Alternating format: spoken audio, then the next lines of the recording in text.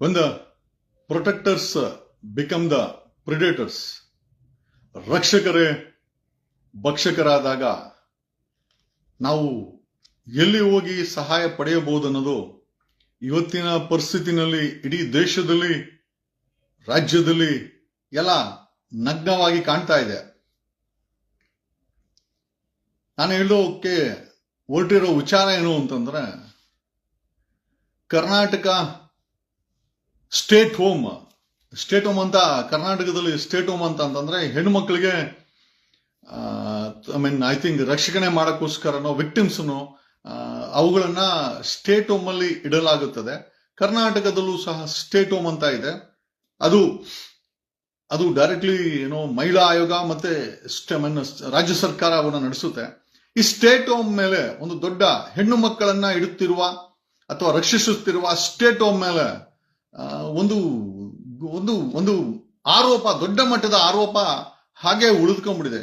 ಏನು ಅಂತಂದ್ರೆ, 2019ರಲ್ಲಿ ಬಿಜೆಪಿ ರಾಜ್ಯ ಸರ್ಕಾರ ಇರಬೇಕಾದ್ರೆ ಈ ಸ್ಟೇಟ್ ಹೋಮ್ ಅಲ್ಲಿ ಹೆಣ್ಣು ಮಕ್ಕಳ ಬಗ್ಗೆ ದುರುಪಯೋಗ, ಅಲ್ಲಿ ಹೋಗ್ತಾ ಇರುವಂತ ವಿಕ್ಟಿಮ್ ಹೆಣ್ಣು ಮಕ್ಕಳನ್ನ ದುರುಪಯೋಗ ಮಾಡ್ಕೊಂತಾ ಇರೋದು, ಜೊತೆನಲ್ಲಿ 1776 ಹೆಣ್ಣು ಮಕ್ಕಳು ಸ್ಟೇಟ್ ಹೋಮ್ ಅಲ್ಲಿ ಇದ್ದಂತ ಹೆಣ್ಣು ಮಕ್ಕಳು ನಾಪತ್ತೆ ಆಗಿದ್ದಾರೆ. ಅವರ ಬಗ್ಗೆ ವಿವರ ಇಲ್ಲ. ಅವರು ನಾಪತ್ತೆ ಆಗಿದ್ದಾರೆ. ಏನಾಗಿದ್ದಾರೆ ಸ್ಟೇಟ್ ಹೋಮ್ ಹೇಳ್ತಾ ಇಲ್ಲ. 2019ರಲ್ಲಿ ಗಜೇಂದ್ರ ಕುಮಾರ್ ಗೌಡ ಅನ್ನೋ ವ್ಯಕ್ತಿ ಈ ಕರ್ನಾಟಕ ಸ್ಟೇಟ್ ಹೋಮ್, ಹೆಣ್ಣು ಮಕ್ಕಳನ್ನ ರಕ್ಷಣೆಗೆ ಅಂತ ಇಟ್ಟಿರುವ ರಾಜ್ಯ ಸರ್ಕಾರದ ಸ್ಟೇಟ್ ಹೋಮ್ ಮೇಲೆ ಕರ್ನಾಟಕ ಮಹಿಳಾ ಆಯೋಗಕ್ಕೆ ಒಂದು ಕಂಪ್ಲೇಂಟ್ ಅನ್ನ ಬರೀತಾರೆ. ಏನಂತಂದ್ರೆ, ಮಹಿಳಾ ಆಯೋಗಕ್ಕೆ, ಮಾನ್ಯ ಮಹಿಳಾ ಆಯೋಗದ ಅಧ್ಯಕ್ಷರೇ, ಸ್ಟೇಟ್ ಹೋಮ್ ಅಲ್ಲಿ ಹೆಣ್ಣು ಮಕ್ಕಳನ್ನ ದುರುಪಯೋಗ ಮಾಡ್ಕೊಳ್ಳಾಗ್ತಾ ಇದೆ. ಜೊತೆನಲ್ಲಿ 1776 ರಕ್ಷಿತ ಐ ಥಿಂಕ್ ರಕ್ಷಣೆ ಮಾಡಿರುವ ಹೆಣ್ಣು ಮಕ್ಕಳು ನಾಪತ್ತೆ ಆಗಿದ್ರೆ ಅಂತ. ಇಲ್ಲಿಗೆ ಹೆಚ್ಚು ಕಡಿಮೆ 7 ವರ್ಷ ಕಳೆದಿದೆ. 7 ವರ್ಷ ಕಳೆದರೂ ಈ ಆರೋಪ ಸುಳ್ಳು ಅಂತ ಆಗಿರ್ಬೋದು ಅಥವಾ ನಿರಾಕರಣೆ ಮಾಡಿರುವಂತ ಕೆಲಸವನ್ನ ಕರ್ನಾಟಕ ಮಹಿಳಾ ಆಯೋಗ ಆಗಿರ್ಬೋದು, ರಾಜ್ಯದ ಪೊಲೀಸರಾಗಿರ್ಬೋದು ಅಥವಾ ಸ್ಟೇಟ್ ಹೋಮ್ ಆಗಿರ್ಬೋದು, ಈ 7 ವರ್ಷಗಳು ಕಳೆದ ನಂತರನೂ ಸಹ ಈ ಸ್ಟೇಟ್ ಹೋಮ್ ಅಲ್ಲಿ ಇದ್ದಂತ 1776 ಹೆಣ್ಣು ಮಕ್ಕಳು ನಾಪತ್ತೆ ಪ್ರಕರಣಕ್ಕೆ ಒಂದು ತನಿಖೆ ಆಗಿಲ್ಲ.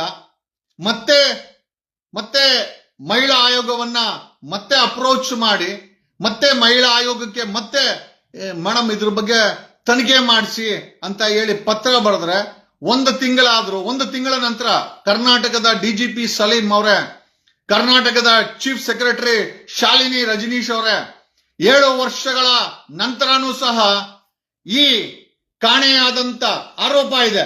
There is a return complaint from Gajendra Gowda. ಅದು 7 ವರ್ಷಗಳ ಹಿಂದೆ ಬಿಜೆಪಿ ಸರ್ಕಾರ ಇರ್ಬೇಕಾದ್ರೆ ಆರೋಪ ಮಾಡಿದಂತ ಪತ್ರ ಇಲ್ಲಿವರೆಗೂ ಉತ್ತರ ಸಿಕ್ಕಿಲ್ಲ. ಹಾಗಾದರೆ ಈ ಒಂದು ಕಂಪ್ಲೇಂಟ್ ನಿಜ, ನಾಪತ್ತೆ ಆಗಿರೋದು ನಿಜ. ಮೌನ ಯಾರು ವಹಿಸ್ತಾ ಇರೋದು ಗೊತ್ತಾ?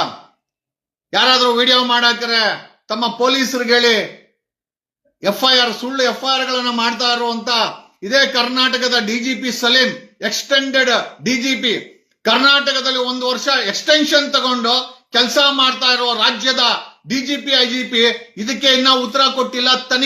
ತನಿಖಾ ವರದಿಯನ್ನ ಕೊಟ್ಟಿಲ್ಲ. ಡಿಜಿಪಿ ಒಬ್ಬರೇ ಅಲ್ಲ, ರಾಜ್ಯದ ಚೀಫ್ ಸೆಕ್ರೆಟರಿ ಶಾಲಿನಿ ರಜನೀಶ್ ಅವ್ರಿಗೂ ಸಹ ಪತ್ರ ಹೋಗಿದೆ. ಅವರೂ ಸಹ ಇದಕ್ಕೆ ಉತ್ತರ ಕೊಟ್ಟಿಲ್ಲ. ಏನ್ರಿ ನಿಮ್ಗಳಿಗೆಲ್ಲ IAS IPS ಅಂತ ಸಂಬಳ ಕೊಟ್ಟು 2-3 ಕಾರುಗಳನ್ನ ಕೊಟ್ಟು AC ರೂಮ್ಗಳನ್ನ ಕೊಟ್ಟು ಕೆಲಸ ಮಾಡಿ ಅಂತಂದ್ರೆ, ತನಿಖೆ ಮಾಡಿ ಅಂತಂದ್ರೆ ಮೌನ ಯಾಕೆ? ಹಾಗಾದ್ರೆ ಈ 1700 ಈ ರಿಪೋರ್ಟ್ ನ ಎಕ್ಸ್ಪೋಸ್ ಮಾಡಿರೋದು ದ ಫೈಲ್ ಅನ್ನೋ ತನಿಖಾ ಐ ಥಿಂಕ್ ಪ್ರೆಸ್ ಇದನ್ನ ಎಕ್ಸ್ಪೋಸ್ ಮಾಡಿದೆ. ನಾನು ಇವತ್ತು ಬೆಳಗ್ಗೆ ಸಹ ಬೆಳಗ್ಗೆನೆ ನೋಡಿದ್ ನಾನು. ದ ಬಿಗ್ಗೆಸ್ಟ್ ಕ್ವಶನ್ ಏನು ಅಂತಂದ್ರೆ, ಹಾಗಾದ್ರೆ ನಿಮ್ಗಳಿಗೆ ವೋಟ್ ಹಾಕಿ ಸರ್ಕಾರ ಮಾಡ್ಕೊಡೋದು ಮಜಾ ಮಾಡಕ?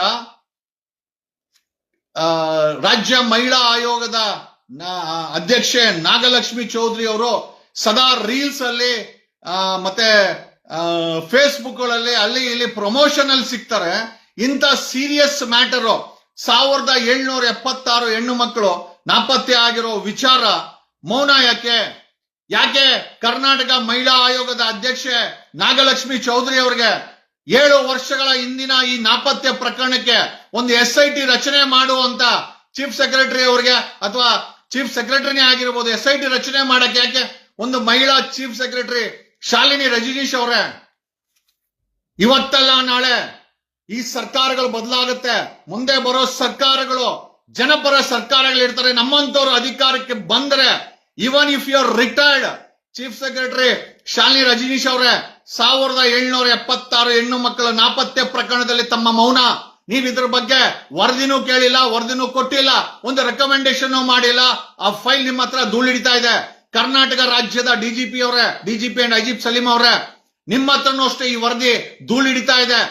ಟುಮಾರೋ ಒಂದು ಒಳ್ಳೆ ಸರ್ಕಾರಗಳು ಬರ್ತಾರೆ. ನಮ್ಮಂತವ್ರ ಅಧಿಕಾರಕ್ಕೆ ಬಂದ್ರೆ ನೀವುಗಳು ರಿಟೈರ್ಡ್ ಆಗಿದ್ರು you will be held accountable. Shalini Rajneesh ಅವರೇ, ಅಪ್ಪಿ ತಪ್ಪಿ ನೀವು ರಿಟೈರ್ಡ್ ಆಗಿರ್ತೀರಾ. ರಿಟೈರ್ಡ್ ಆಗಿದ್ರು ಸಹ ಮುಂದಿನ ದಿನಗಳಲ್ಲಿ ಒಂದು ಒಳ್ಳೆ ಸರ್ಕಾರ ಬಂದ್ರೆ ಬರುತ್ತೆ, ಖಂಡಿತ ಬರುತ್ತೆ. ಯಾಕೆ ಅಂತಂದ್ರೆ ಮಾಫಿಯಾಗಳು ಹೋದ್ಮೇಲೆ ಜನಪರ ಸರ್ಕಾರಗಳು ಬರಲೇಬೇಕು, ಬಂದೇ